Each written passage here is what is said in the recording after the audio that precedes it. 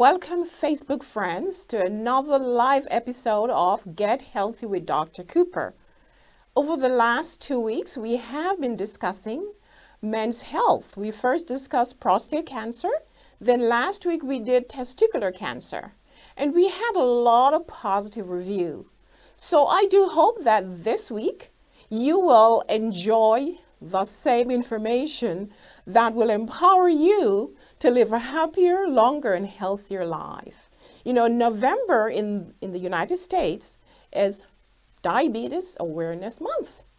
Diabetes has been skyrocketing over the last several years for many reasons. One, obesity. Two, our lifestyle. So therefore, I would like to empower you, the viewers, on how to take charge of your health and therefore diabetes-proof your life. In the United States, there are about 29 million people that are diagnosed with diabetes. However, another 108 million people are either pre-diabetic or diabetic that are undiagnosed. And worldwide, we have over 250 million people with diabetes. And it is believed that in 2030, this number will skyrocket to having 450 million diabetics worldwide. And if you're listening to me, I'm sure you do not want to be part of that statistics, because diabetes is a disease you do not want to have. There's so many complications. Now, what about healthcare costs? Currently, it is believed that worldwide, the cost for diabetes care is about $490 billion global. And that in year 2030, that number will increase to $561 billion.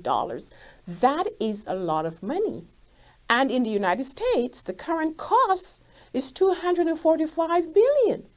So where do we have the most concentrated areas in the United States with diabetes? I have a map that I'd like you to look at, and you're going to see where we have the diabetes and identify your zone. Are you living in this area? Let's put the map showing the incidence of diabetes up so that my viewers can see if they're living in any of these zones. You know, the redder the map, the redder the area, that's the most concentrated part of the country in the United States with diabetes. You know, I'm living in Texas, and I treat a lot of patients with diabetes. So identify yourself, listeners. Are you in one of these diabetic infested zones? And if you are, then you need to stay tuned, document what you're going to be hearing today. And if you're not diabetic, then you can empower others with your knowledge on how to prevent or improve their diabetes. There are two types of diabetes. We have type 1, which is the lack of the production of insulin. Type 1 is usually seen in younger patients. Now type 2 is the most common type of diabetes. We have about 90% of the people with diabetes are type 2. Type 2 is usually seen in patients who are obese or in older patients. However, nowadays, because of our poor diet and lifestyle and because of the surge of obesity, we're now seeing diabetes in the younger population. And then there's the third type, gestational diabetes, which I will not be discussing here. Now, when you hear the word diabetes, you wonder, am I at risk for diabetes? So who are at risk for diabetes? Now, if you're overweight or obese, then you probably are at risk for diabetes. Number two, if you're older, the older you become, then your risk for many diseases also increase. So age over 45, however, as I mentioned earlier on, we're now seeing diabetes in 12 years old, 14 years old, because these patients are overweight and they probably have insulin resistance. Now, if you have a family history of diabetes, then you are at risk for diabetes. It does not, however, mean that you will get the diabetes, because if you live a healthy lifestyle, eating healthily, exercising, keeping active, managing your stress, then you can tweak your genes and prevent yourself from having diabetes. If you are Black American or African American, if you're from, Alaska, American Indians, then you have an increased risk of diabetes. If you have a high level of cholesterol, the bad cholesterol, or low level of the good cholesterol, then you also are at increased risk. If you have high triglycerides, you are at increased risk for diabetes. Now, if you had diabetes during pregnancy, this we call gestational diabetes, then you're also at risk for diabetes. If you gave birth to a baby who was weighing over 9 pounds at birth, then you're also at risk for diabetes. Now, if you're not physically active, you're at risk for diabetes. And if you continue to listen to the program, you realize that inactivity increases the risk for many diseases, not only diabetes, but obesity, cancer, and hypertension. Now, if you have had a risk, if you have had heart disease, or if you have had a stroke, you probably need to be checked for diabetes, because sometimes the heart disease or the stroke is the first sign of the diabetes. Now, patients who are depressed, maybe they won't take good care of themselves, won't eat healthily, don't exercise, that will place them at risk for diabetes. Now, patients who have Polycystic Ovarian Syndrome, that is called POS, these patients are at risk for diabetes. Patient with a dark coloring around the neck or in the axillary area, this is called acanthosis nigricans. These patients are at risk for diabetes. If you were a large baby at birth, this also places you at risk for diabetes. So, what is diabetes? In the past, diabetes was referred to as sugar, high blood sugar. That is diabetes. If you were to ask an older patient, do you have sugar? They'll say, yeah, I have diabetes. So high blood sugar is called diabetes. Now, when we discuss diabetes, we must discuss insulin, because insulin is that hormone that is vitally important to prevent diabetes. What's the function of the insulin? The insulin is produced in the pancreas. Let me see if I could pull a picture of the pancreas. Insulin is produced in the beta cells in the pancreas. Now, the pancreas is that long-shaped organ that sits under your stomach on the left-hand side. The pancreas has many functions. One of the functions is to produce insulin. What does insulin do? Insulin is responsible for removing sugar from the blood and taking the sugar into the cells. Now, if the patient does not have enough insulin, then that function cannot happen. And usually this is seen in type 1 diabetes, where the pancreas does not produce insulin. So the patient will need to be on insulin for the rest of his life. And then there's some patients, type 2, that have enough insulin so the pancreas is functioning adequately. However, the insulin, the function of the insulin is defective.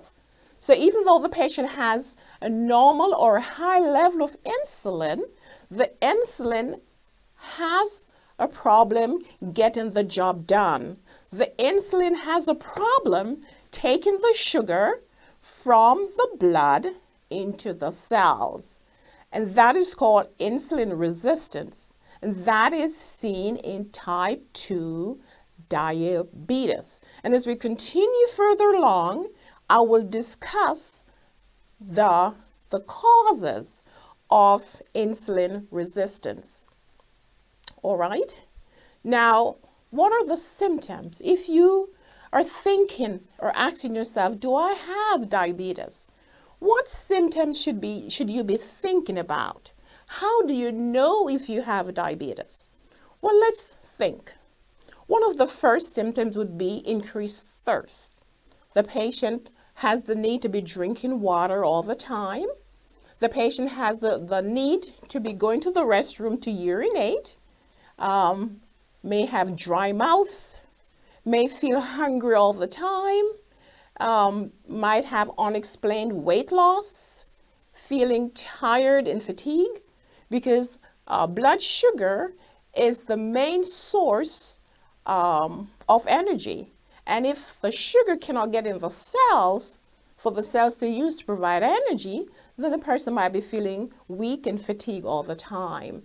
There's some patient who presents with blurry vision because of cloudiness of the lens in the eye because of the high blood sugar. Some patient might have numbness and tingling sensation of the hands and the feet. But this is seen when the diabetes is already advanced. And in many cases, the patient might be diagnosed when the diabetes is way advanced. So there's numbness of the fingers because the nerve endings in the fingers and the toes are already damaged from lack of circulation to the nerve endings. And the patient might present with tingling sensation, burning, or severe pain. Patient might have difficulty healing a wound because the white blood cells, the special phagocytes that are there to fight the infection, do not work well in a sugary environment. So the patient might have problem healing, or the patient might have recurrent infection.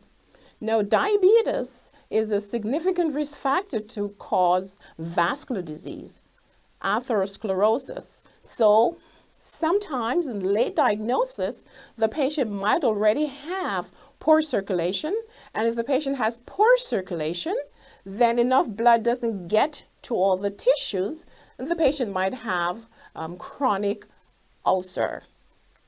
There's another very common symptoms that's seen in both men and women, and that is with vaginal yeast infection or yeast infection of the penis. So you might have a whitish discharge from the vagina, or a whitish covering over the head of the penis, and that could indicate that this patient has diabetes. So how do we diagnose diabetes? Now I've gone through the symptoms, so as you listen to me there, you can decide whether or not you're having any of these symptoms. But how do you diagnose diabetes? Now remember, I said that diabetes is also called high blood sugar. So therefore, the doctor would test your blood sugar, fasting blood sugar. That means the patient needs to not have had anything after supper. Gets to the doctor in the morning, 8-hour fasting, the doctor could do a blood test. If the fasting blood sugar is more than 126 and above on 2 occasions, then that patient is diabetic.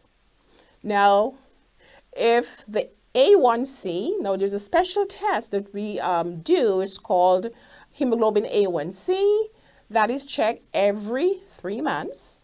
However, on initial evaluation, if that level is above 6.5 and above, then that patient is diabetic.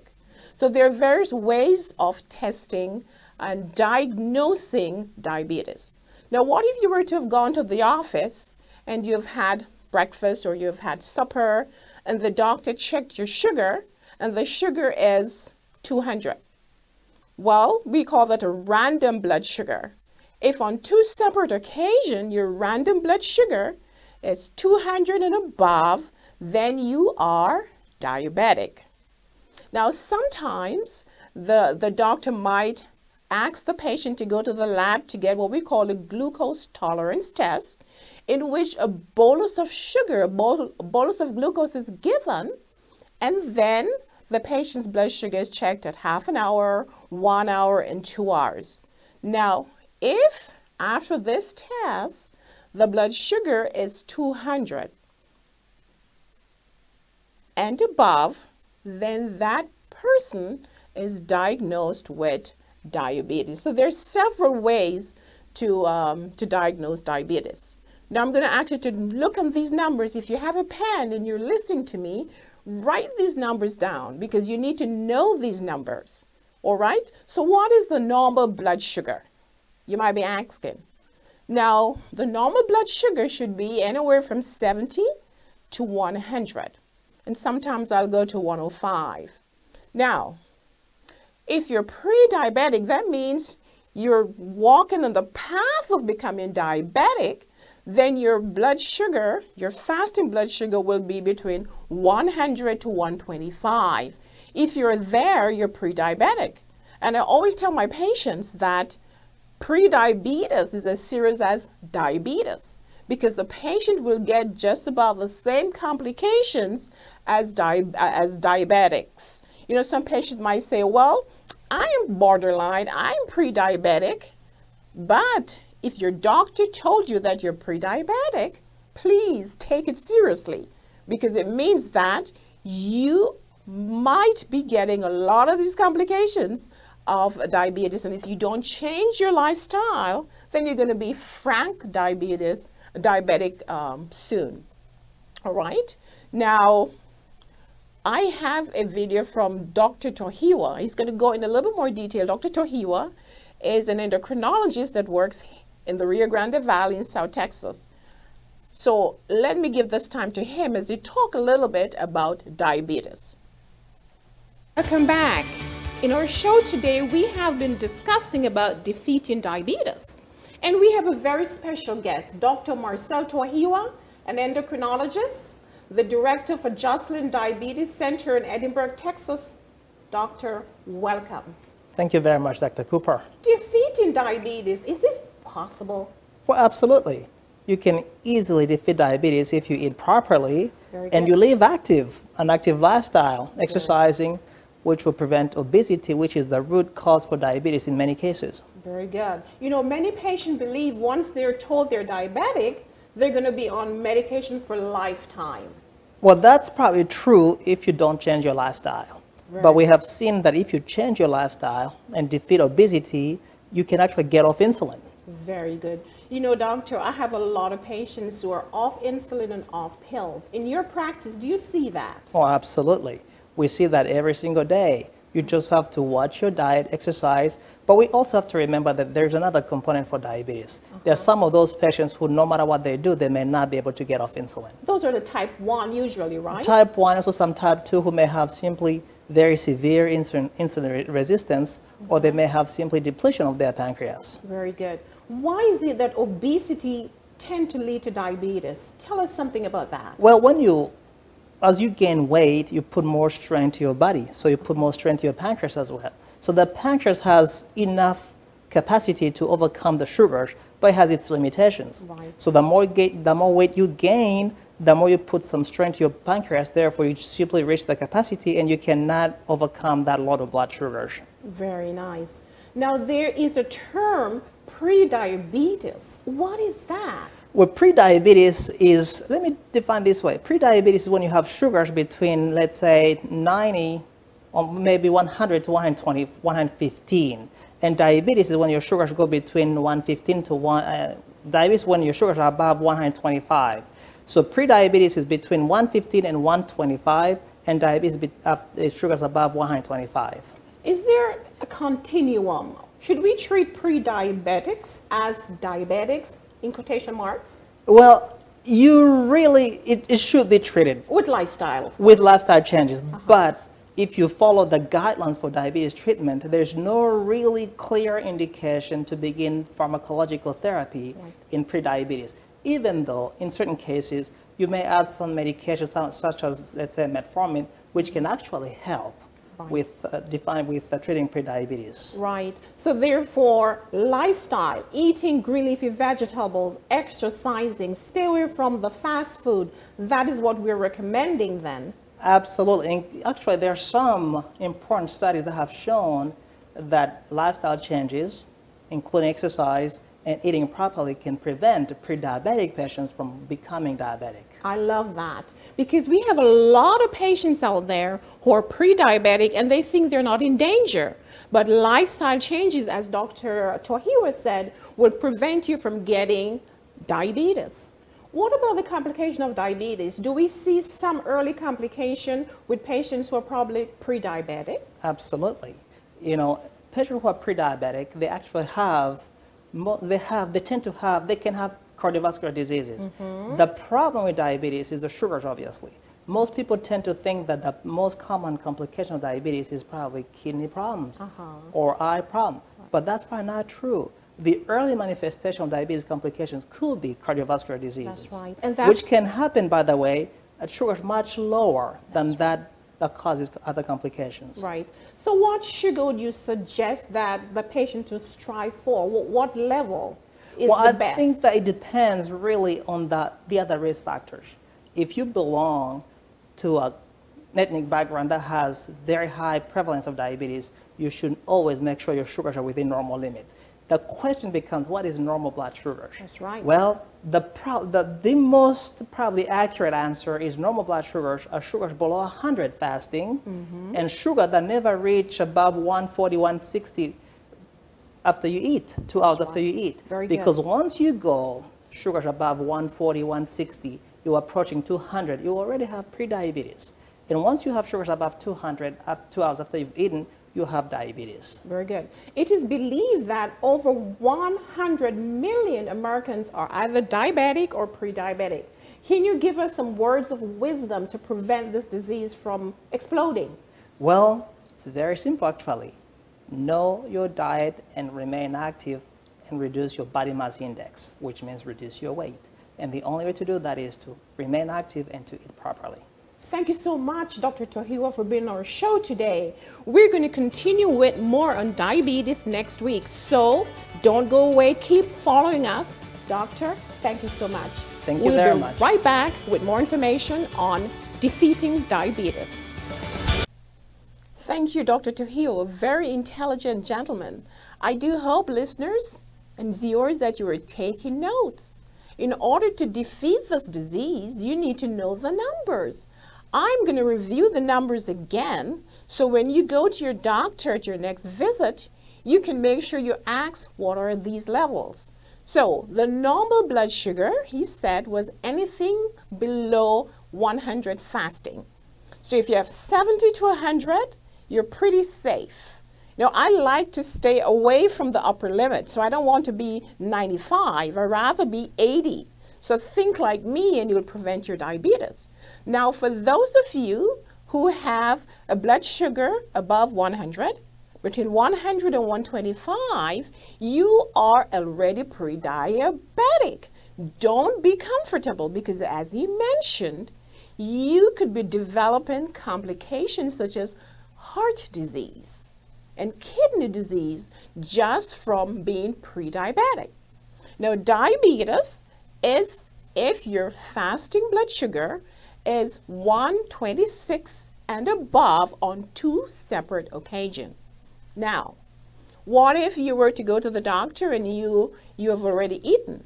Normal blood sugar, that we call postprandial, post-meal blood sugar, should be less than 140, okay? Now, pre-diabetic, if your sugars are running between 140 and 199 after meal, you are pre-diabetic, you are in danger. And for diabetics, after meal, to diagnose diabetes, then the postprandial blood sugar would be over 200. Now, what if we were to use the hemoglobin A1c? The normal level is anything below 5.7. 5.7. So if you're 4.8, then be happy. Now, if you're pre-diabetic, then your hemoglobin A1c would be 5.7 to 6.4. And you don't want to be in that range. I'm afraid of that pre-diabetic range because it's telling me that if you don't change lifestyle, you're going to be diabetic soon. All right?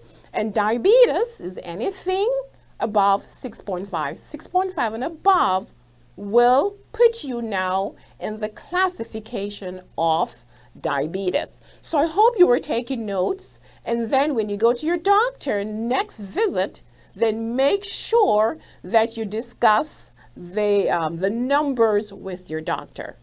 Now, what is the real problem in diabetes? Is it the sugar? Is it the fat? Is it both? You know, many debaters and researchers have been looking into this. What is the cause of insulin resistance? Remember, in type 2 diabetics, and type 2 diabetics are about 90% of all the patients with diabetes. In type 2 diabetics, the patients have adequate level of insulin, but the insulin has a problem. The insulin is not doing the job properly. What is the cause of this? What is provoking insulin resistance? Now, before we go into this, I just want you to think about this. Diabetes can be reversed. You know, a lot of patients will say, well, I went to the doctor and the doctor told me that I need to be on this medication for the rest of my life. Now, if the patient has type 2 diabetes, this is not necessarily so. If the patient decides to change lifestyle, as a matter of fact, lifestyle modification is the first line treatment for diabetes. So if you're a newly diabetic and you went to your doctor and the doctor did not discuss lifestyle modification but just gave you a pill, then when you go back, you need to ask. Because the first line of treatment for type 2 diabetes is changing lifestyle. Start eating differently. Start becoming more active. Start watching your stress. This is the first line of treatment. And then the pill. And the most common pill that we've been using for years, the first line pill is Metformin Glucophage. Now, there are some patients who probably are unable to take this drug because of various things. The patient already has kidney failure, patient cannot take the medication. If the patient has chronic diarrhea, then patient might not be able to take this metformin, but there are other drugs that can be used as well.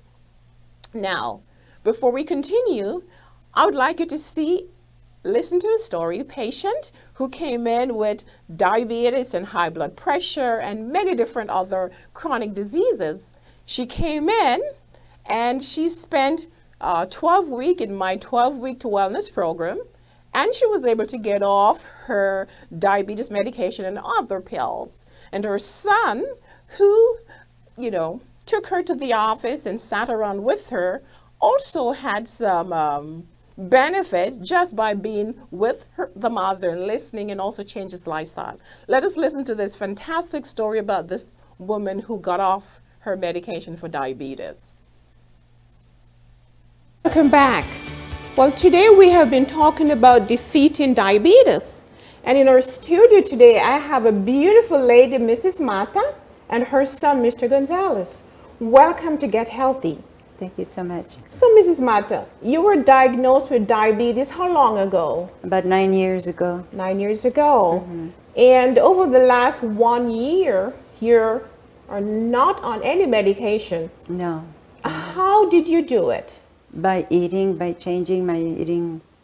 Changing your eating habits? Yes. Now, I know your son has been with you every day. You have been our patient for 2 years, and you have gone through a wellness program. Mr. Gonzalez, what did your mother do differently? Well, what she did was she implemented the diet program that you outlined in the Wellness Center, and she did very well. She cut down on meat. She started eating more chickens, fresh fruit, vegetables with all her meals, and exercise. She did very well. Very good. Now, Mrs. Mata, what were you on for the diabetes? What's the pill you were taking for diabetes? Metformin. Metformin. And now you're off metformin, and the last time I checked your blood, your sugar was as normal as mine, and your A1c was below 6. Yes. How do you feel now that you're not taking medication? Well, I feel a lot better, healthier, more energy. since I stopped taking high blood pressure of two, I took one only in the morning, and it's really made me feel more active. Right. So the change in lifestyle, the fruits and vegetables and more exercise helped you to reverse your diabetes, but also to lower your blood pressure medication. Is that right? Exactly. And I lost 50 pounds in a year. You lost 50 pounds in a year. Yes. Miss Mata, how old are you? I'm 78. 78. And you lost 50 pounds because you changed your lifestyle. Yes. What a blessing. Yes. Now, I remember you walking with a cane when I first met you. Yes. And what have you done with that cane? I left it home. You are now walking without the cane. Yes. Mr. Gonzalez, how did your mother do this? She just, at first it was a challenge, but by slowly changing your lifestyle, your eating habits, she was able to accomplish it. And I try to encourage her.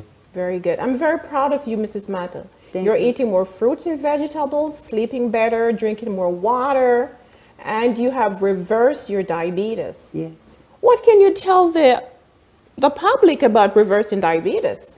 That it's possible to do. You know, it takes a lot of effort to change eating habits, but it works. Very good. It really works. And you, Mr. Gonzalez, even though you were not really a patient of mine, you got some of this fringe benefit from your mother. Tell me about yourself in a minute. I just try to encourage Mom through the program so she could better her lifestyle. And doing so, I lost 20 pounds and lowered one of my blood pressure medicines just by following the diet outline. Fantastic. So now there is hope beyond diabetes, am I right? Yes. So Yes, there is. once the patient is diagnosed with diabetes, it doesn't mean they're going to have diabetes for the rest of their life, am I right? That's what I thought, that it was for life. Right.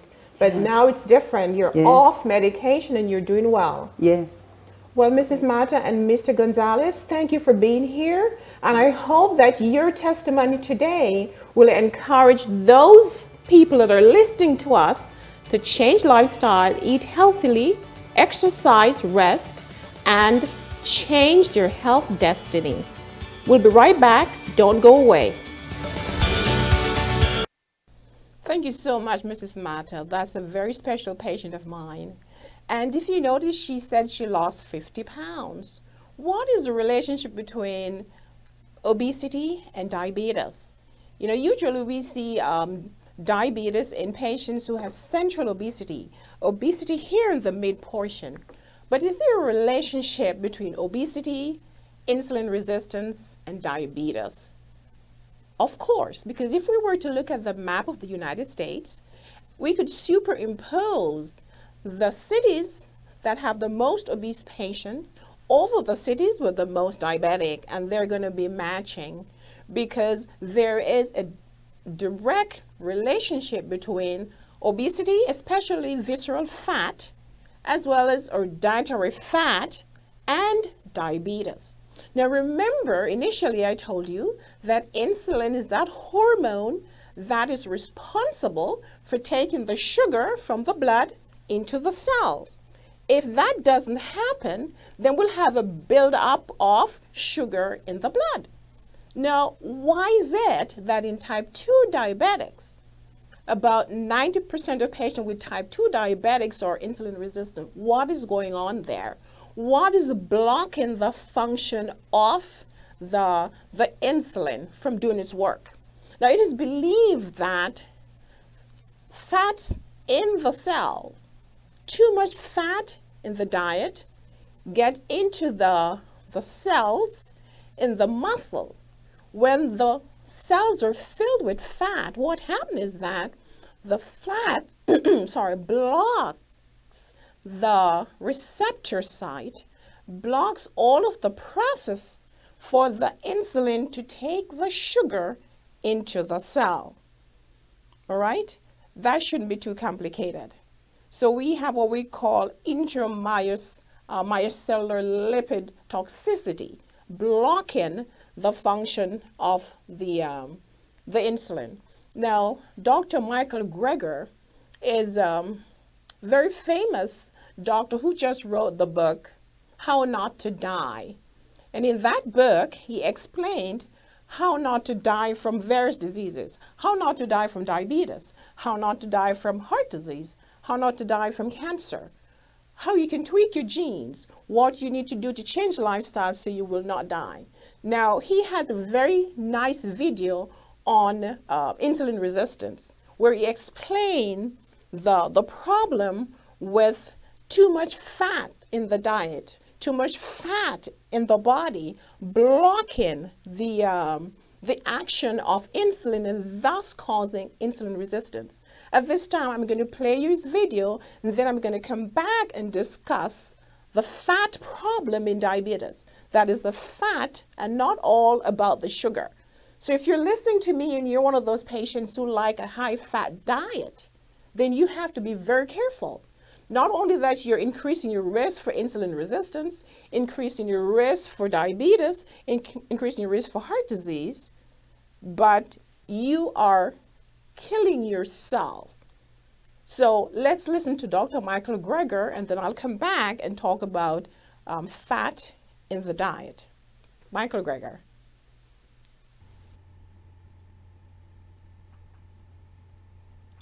Studies dating back nearly a century noted a striking finding. If you take young, healthy people and split them up into two groups, half on a fat-rich diet and the other half on a carb-rich diet, within just 2 days, this is what happens. The glucose intolerance skyrockets in the fatty diet group. In response to the same sugar-water challenge, the group that had been shoveling in fat ended up with twice the blood sugar. As the amount of fat in the diet goes up, so does one's blood sugar spikes. It would take scientists nearly 7 decades to unravel this mystery, but it would end up holding the key to our current understanding of the cause of type 2 diabetes. When athletes carb load before a race, they're trying to build up the fuel supply within their muscles. They break down the starch into glucose in our digestive tract. It circulates as blood glucose, blood sugar, and is taken up by our muscles to be stored and burned for energy. Blood sugar, though, is like a vampire. It needs an invitation to come into our cells, and that invitation is insulin. Here's a muscle cell. Here's some blood sugar outside, waiting patiently to come in. Insulin is the key that unlocks the door to let sugar in our blood enter the muscle cell.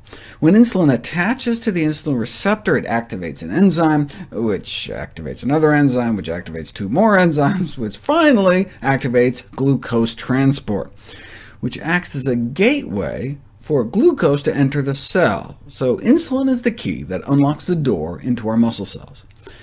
What if there was no insulin, though? Well, blood sugar will be stuck out in the bloodstream, banging on the door to our muscles, and not be able to get inside, and so with nowhere to go, sugar levels would rise and rise. That's what happens in type 1 diabetes. The cells in the pancreas that make insulin get destroyed, and without insulin, sugar in the blood can't get out of the blood into the muscles, and blood sugar rises. But there's a second way we could end up with high blood sugar. What if there's enough insulin, but the insulin doesn't work? The key is there, but something's gummed up the lock. This is called insulin resistance. Our muscle cells become resistant to the effect of insulin. What's gumming up the door locks in our muscle cells, preventing insulin from letting sugar in? Fat. What's called intramyocellular lipid, fat inside our muscle cells. Fat in the bloodstream can build up inside the muscle cell, creating toxic fatty breakdown products and free radicals that can block the signaling pathway process.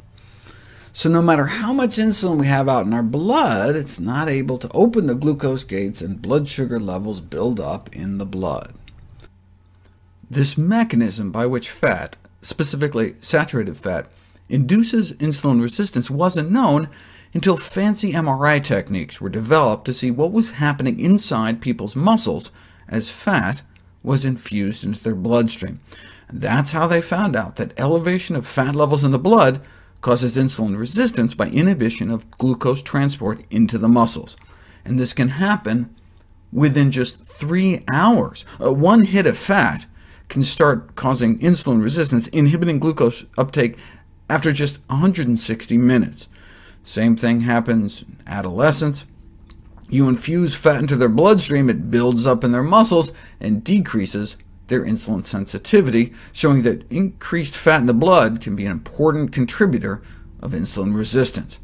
And then you can do the opposite experiment. Lower the fat in people's blood, and the insulin resistance comes right down. Clear the fat out of the blood, and you can clear the sugar out of the blood. So that explains this finding. On a high-fat diet, the ketogenic diet, insulin doesn't work as well. Our bodies are insulin resistant. But as the amount of fat in our diet gets lower and lower, insulin works better and better. This is a clear demonstration that the sugar tolerance of even healthy individuals can be impaired by administering a low-carb, high-fat diet. But we can decrease insulin resistance, the cause of prediabetes, the cause of type 2 diabetes, by decreasing saturated fat intake. Thank you, Dr. Greger. That was clear. Remember, fats, a high-fat diet will create problem for your insulin to work. As you mentioned, that the fat will block up the lock. So when the insulin attaches to the cell and say, I'm ready to come in, can you open the door? Then the fat is saying, no way, I'm here, and therefore I have no space for you. So that is one of the mechanism why the high-fat diet will cause diabetes. There are other pathways like oxidative stress, modulation of genes transport, inflammation, mitochondrial dysfunction. All these pathways have been researched and have shown to cause insulin resistance. If the insulin cannot function, then the patient will have accumulation of sugar in the blood, and this will lead to diabetes. So saturated fats, where do we obtain saturated fats? Now, saturated fats are from animal products, meats and cheese and dairy products. Okay? So a diet high in all of these animal products will increase your risk for diabetes. Even chicken and fish, some patients will ask, can I have chicken? Can I have fish? But these products are also high in fat. So if you really want to live a healthier lifestyle, then you need to decrease the intake of these animal products. First of all, you stay away from red meat, stay away from processed meat. But if you think you cannot live without animal product, then I always advise the patients to decrease the intake. Go to 1 day or 2 days a week, or have days of plant-based diet only, and you will increase your risk, your chances of living a happy and longer life. Now, there are questions about, vegetable oils.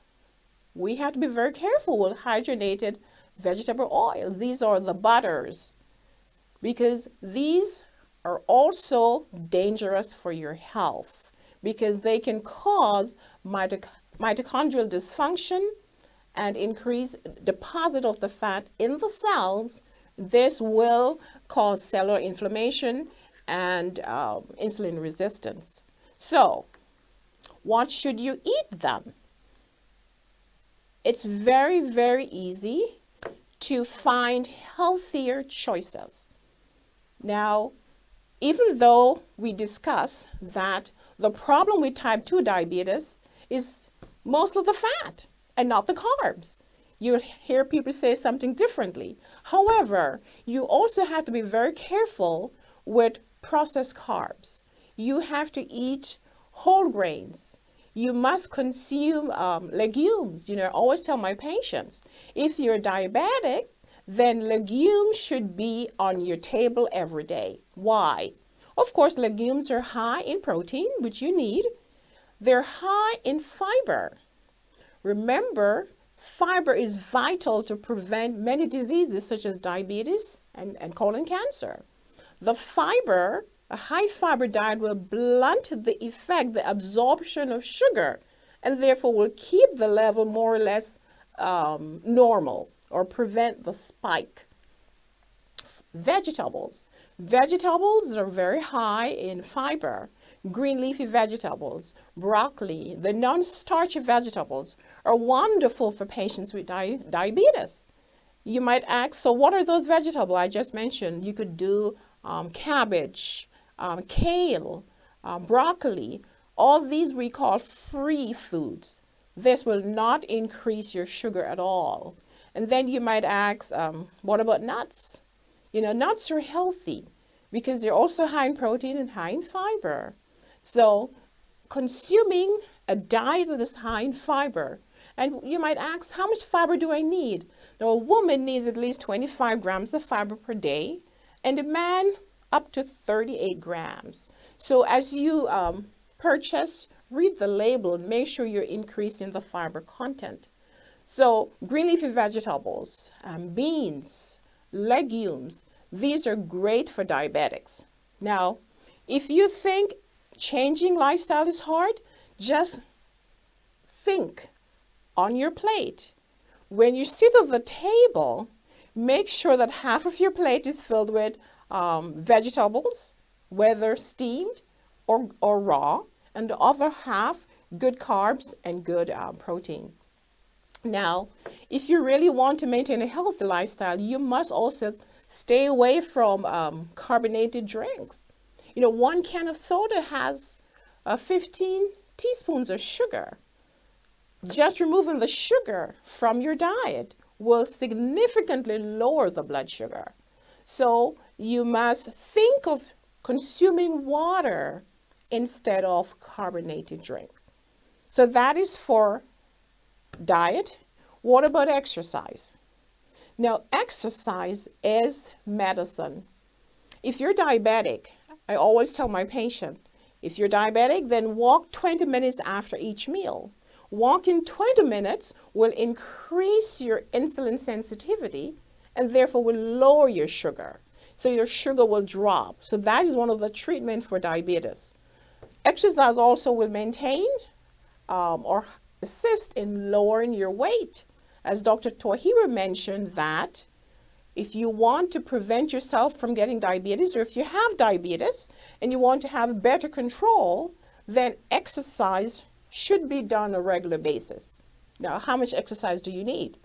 Well, 30 to 45 minutes every day of moderate exercise. What moderate? Brisk walking. That will improve your risk for living a longer and happier life. Now, today I have a very simple recipe. I know it's the festive season, and I don't want you to be eating a lot of sugar, a lot of flour. So this is brownies made from black beans. They are very delicious. So listen to the recipe and try to prepare some of these brownies for your guests during this holiday season. So let's listen to the video on black bean brownies. Okay. Welcome to Get Healthy with Dr. Cooper, a program in which I will show you how you can use food as medicine. And today in our studio, I have Estela Garcia. Welcome, Estela. Thank you. Estela is a registered dietitian and a certified diabetic educator. She's very experienced in food as medicine. What do you have for us today, Estela? Well, we're going to be making black bean brownies, but these ones are vegan and gluten-free.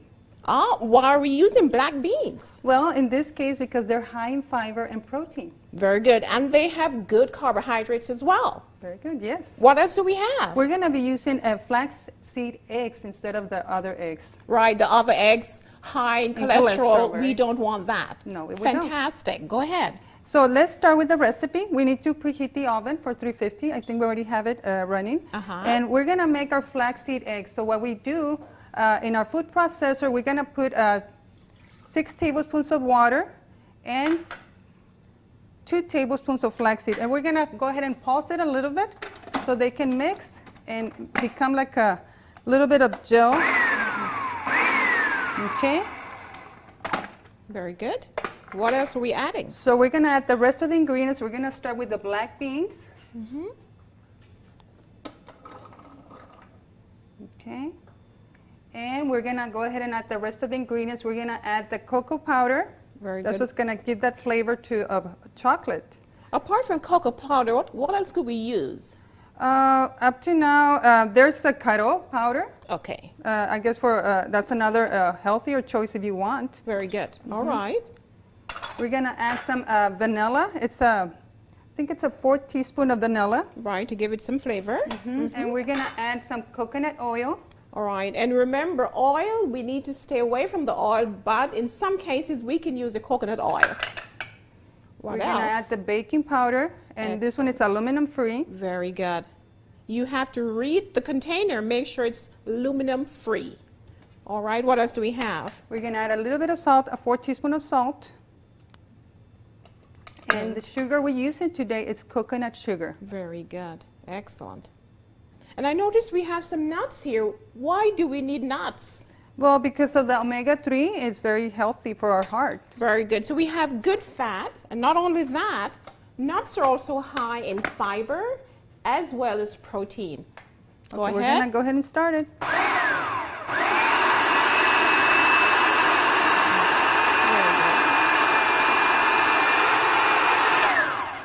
Make sure everything's mixing. Very good. Mix it thoroughly.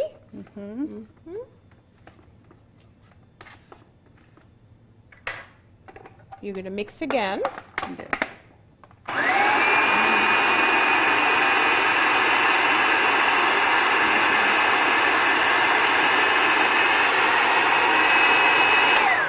Right, that should be done by now, Stella. Yes. So we're going to go ahead and get our pan. I'm going to hand you the pan.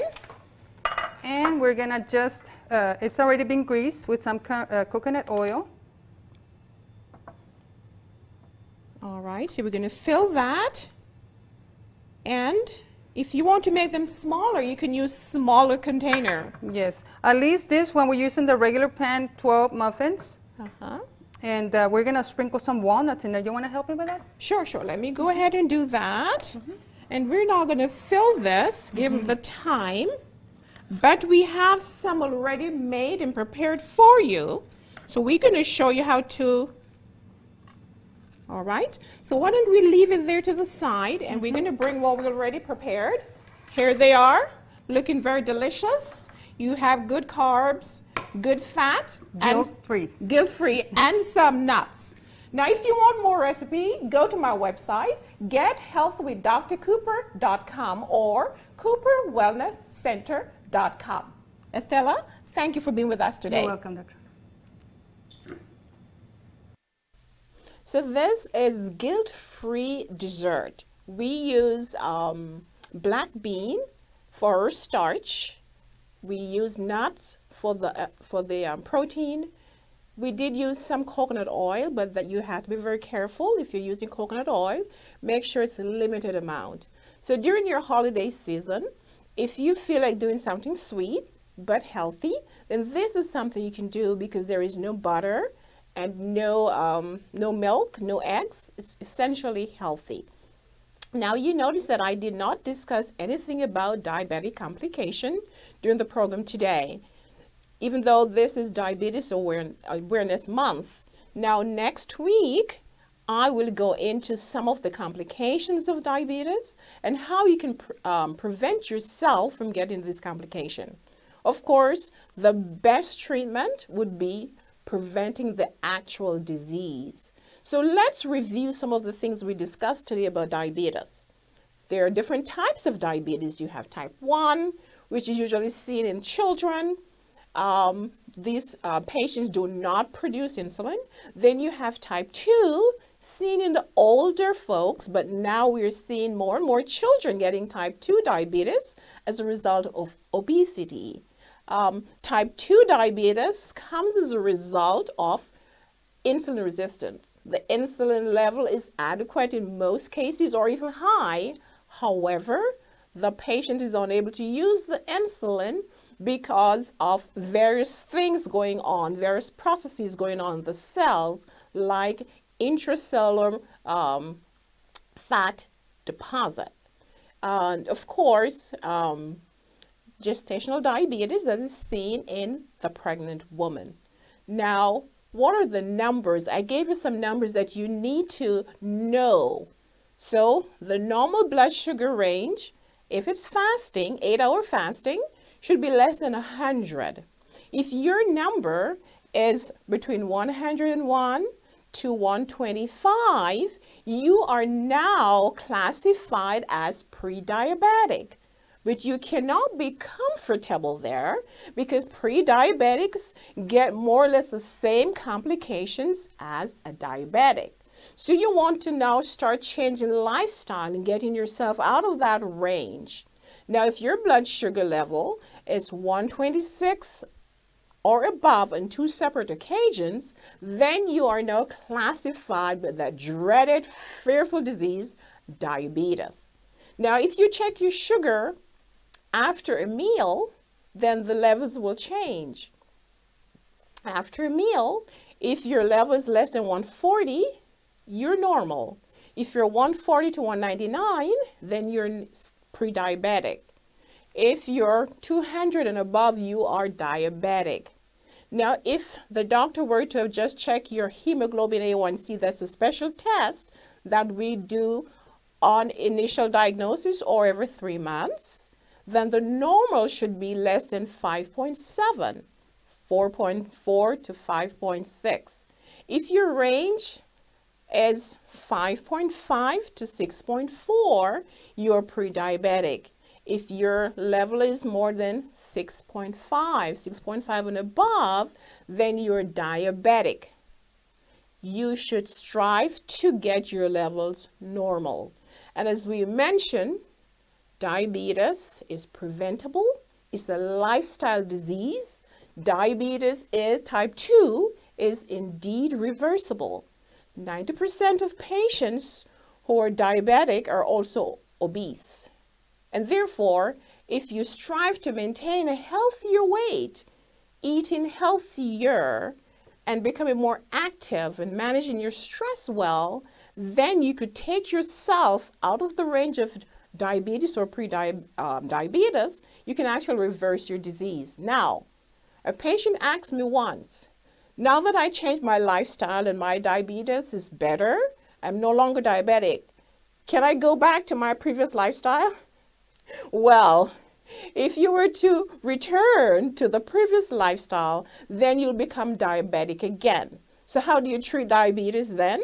With sustained healthy lifestyle.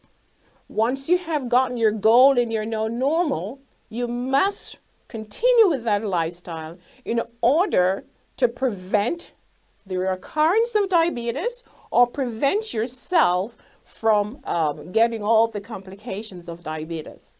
So if you were ever told friends, Facebook friends, friends on YouTube, that you're diabetic and you're type 2, you have a lot of hope. If you're type 1 and you start living a healthy lifestyle, then you will decrease the dose of insulin that you're on. Before I finish, I like to give this story. 25-year-old gentleman walked into my office. He was weighing about 400 pounds. His blood sugar was about 390. His blood pressure was high. His cholesterol was high. He was distressed. Mother, who was a nurse, came into the office. She felt guilty.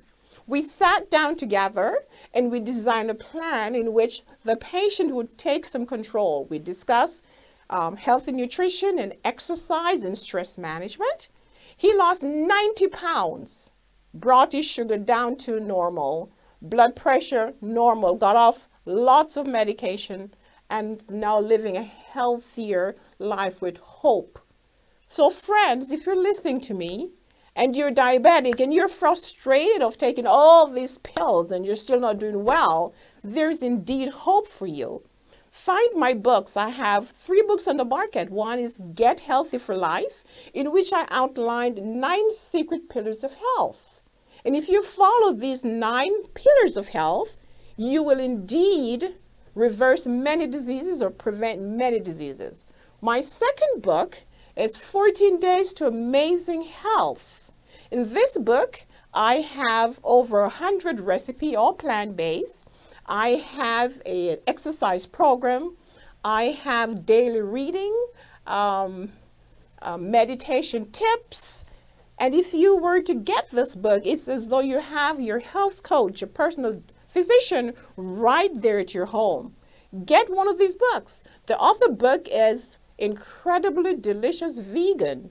It's a recipe book with meal plans. If you were to put your hands on one of these books at my website, drdonacooper.com, believe me, you will be empowering yourself to live in a longer, happier, and healthier life. And indeed, if you get these books, you're going to be reading a lot of stories from my various patients who have gone through similar programs and have done well. So why should you sit there today with diabetes, with hypertension, with high cholesterol, and do nothing? The pill is not enough. The pill will not save your life if you don't add on to that healthier lifestyle. So friends, keep following us, and you will empower yourself to live a longer and happier life.